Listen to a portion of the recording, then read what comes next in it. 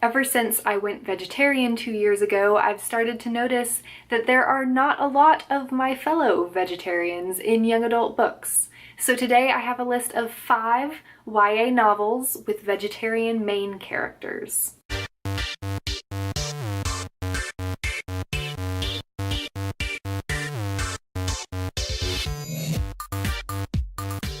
First up is the book that kind of inspired this list, and that is Starfish by Akemi Dawn Bowman.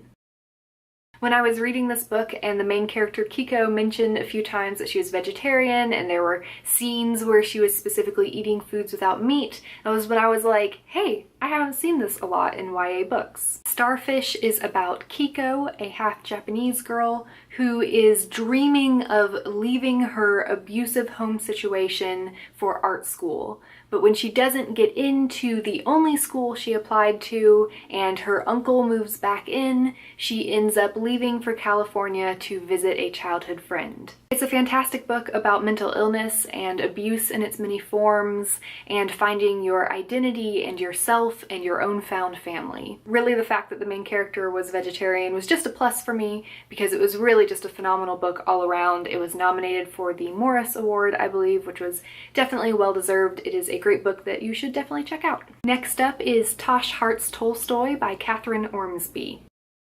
Tosh Hart's Tolstoy is about a girl named Tosh who loves Tolstoy and is creating a web series based off of his novel Anna Karenina. The web series ends up going viral and gets nominated for an award, and Tosh has to figure out how to tell her crush that she's asexual and also how to deal with a lot of changes in her family and her friend group. It's a great book that has been talked about a lot for its positive asexual representation, but I also loved seeing the mixed family dynamic of the Zelenka family. Tosh's mom is from New Zealand and her dad is Czech. Tosh and her mom both practice Buddhism and are vegetarians because of it, while Tosh's dad and sister, I believe, belong to a Christian denomination, although I don't remember which one, and they eat meat. But their family makes this dynamic work, and there isn't contention over their differences or fighting over it.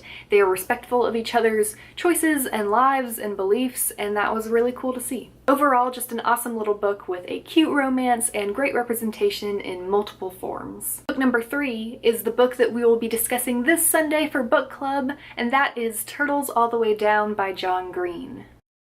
In Turtles All the Way Down, Aza, the main character, is vegetarian. It's mentioned offhand a couple of times during the book, but the book is really about Aza's struggle with her anxiety disorder, which was a point of representation that I really appreciated. Basically, when Aza's childhood friend's billionaire father goes missing, they reconnect, and Aza really starts to think about if she can live a normal life with her severe anxiety. It's definitely an interesting book, and if you like John Green, you'll probably like this one. I have more thoughts about it, but we'll be talking about it this Sunday, like I said, so definitely tune in for that if you have read the book and want to talk about it with us. Next up, I actually have a fantasy book, and that is the Eragon whole series by Christopher Paolini. If you don't know anything about this series, it's basically about a boy named Eragon who finds one of the last dragon eggs and becomes a dragon rider and has lots of adventures, and there's lots of fantasy creatures like elves and dwarves and stuff, so it's really popular. So if you aren't familiar with it,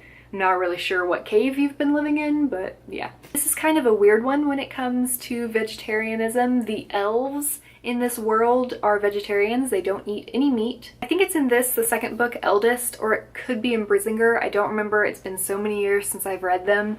But Eragon does become vegetarian for like a brief period of time after he connects with the whole world around him and realizes all these living things have feelings too. And then later in the series, Eragon decides that it's okay to eat meat and he'll just eat a little bit of it, which I'm not really sure how I feel about that, but I do know someone who became vegetarian because of this series, and I think she was vegetarian for like a year or two, so I guess that's cool. And lastly, I have kind of an honorable mention because the main character is not vegetarian, but his best friend, who is kind of a secondary character, is, and that is Want by Cindy Pon.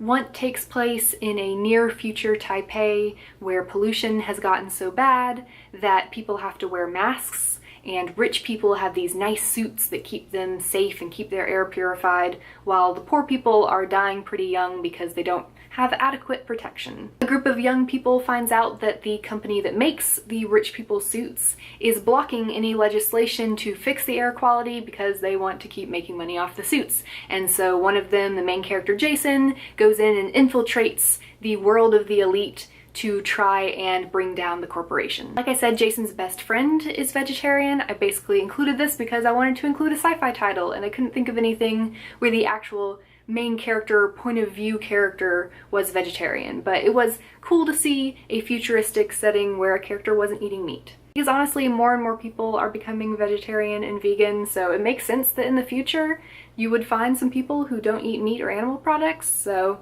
it was cool to see that. Anyway, that's my list of vegetarian main characters in YA books. If you can think of any others, let me know, because I'd love to read some more and find some more. This week at 7:30 p.m. Eastern Time, we will be doing our monthly book club, and we will be talking about Turtles All the Way Down by John Green. I'm sure we're going to have lots of thoughts and feelings and things to talk about, so make sure to join us and share your input and ask us your questions. We can't wait to see you there.